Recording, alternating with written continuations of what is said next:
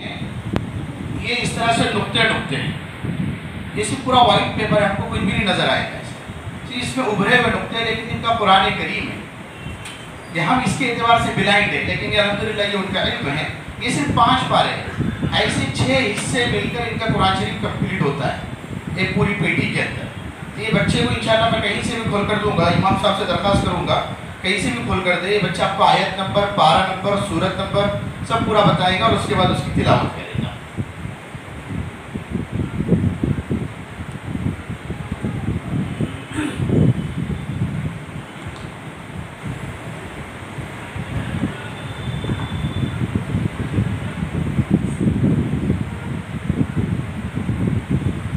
پارہ نمبر 2، سورت نمبر 2، سورۃ البقرہ مدنیہ.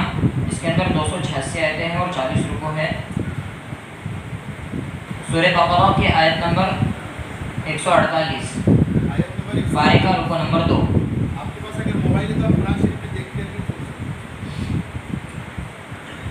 اعوذ باللہ من الشیطان الرجیم، بسم اللہ الرحمن الرحیم. وَلِكُلٍّ وِجْهَةٌ هُوَ مُوَلِّيهَا فَاسْتَبِقُوا الْخَيْرَاتِ أَيْنَمَا تَكُونُوا يَأْتِ بِكُمُ اللَّهُ جَمِيعًا إِنَّ اللَّهَ عَلَى كُلِّ شَيْءٍ قَدِيرٌ. وَمِنْ حَيْثُ خَرَجْتَ فَوَلِّ وَجْهَكَ شَطْرَ الْمَسْجِدِ الْحَرَامِ وَإِنَّهُ لَلْحَقُّ مِنْ رَبِّكَ وَمَا اللَّهُ بِغَافِلٍ عَمَّا تَعْمَلُونَ.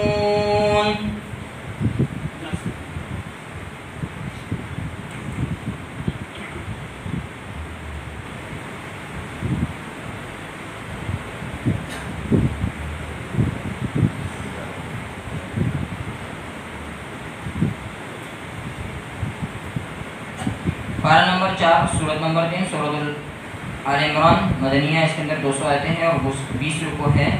سورہ آل عمران کی آیت نمبر 147. وَمَا كَانَ قَوْلَهُمْ إِلَّا أَن قَالُوا رَبَّنَا اغْفِرْ لَنَا ذُنُوبَنَا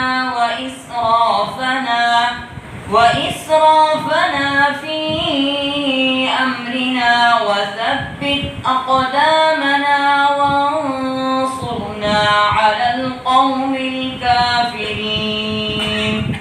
فَآتَاهُمُ اللَّهُ ثَوَابَ الدُّنْيَا وَحُسْنَ ثَوَابِ الْآخِرَةِ وَاللَّهُ يُحِبُّ الْمُحْسِنِينَ. صدق اللہ العظیم. بچہ ہے یہ الحمدللہ. ہمارے پاس جب آیا تھا تو غیروں کے اداروں میں سے ہم نے اس کو نکال کر لائے تو کچھ بھی نہیں جانتا.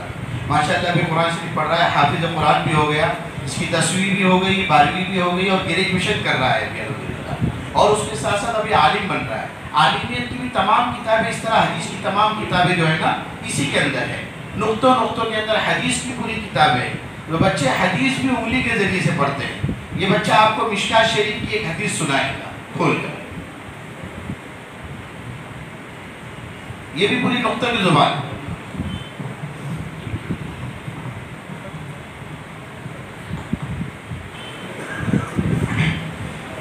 بسم اللہ الرحمن الرحیم.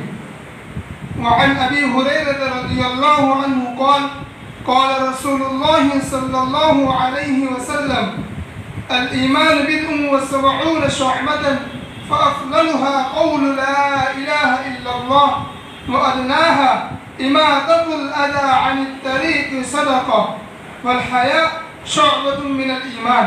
متفق علیہ. ابو ہریرہ رضی اللہ عنہ سے مروی ہے، وہ فرماتے ہیں اللہ کے رسول صلی اللہ علیہ وسلم نے ارشاد فرمایا ایمان کی 70 سے زائد شاخیں ہیں، اس میں سب سے افضل شاخ لا الہ الا اللہ کا کہنا ہے اور سب سے ادنا شاخ راستے سے تکلیف چیز کا ہٹانا ہے حیا ایمان کے شعبے میں سے ایک شعبہ ہے. اس کو بخاری اور مسلم نے روایت کیا ہے.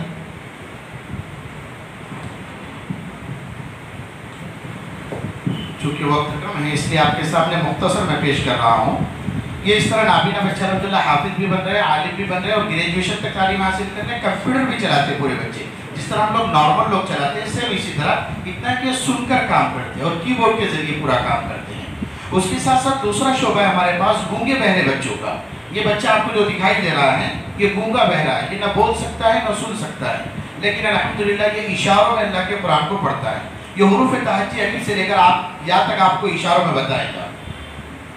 الف، با، تا، ثا، جیم، حا، خا، دال، ذال، را، زا، سین، شین، صاد، ضاد، طا، ظا، عین، غین، فا، قاف، کاف، لام، میم، نون، واو، ہا، حمزہ، یا. اسی کے ساتھ ساتھ الحمدللہ یہ حروف تہجی جب ہو جاتی ہے تو پھر اس کے بعد یہ بچے قرآن شریف پڑھتے ہیں. یہ قرآن شریف میں سے سورہ کوثر آپ کو اشاروں میں پڑھ کر سنائے گا. ذرا آپ سنیں. اعوذ باللہ من الشیطان الرجیم بسم اللہ الرحمن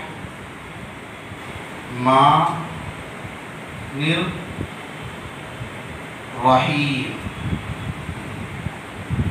انا اعطیناک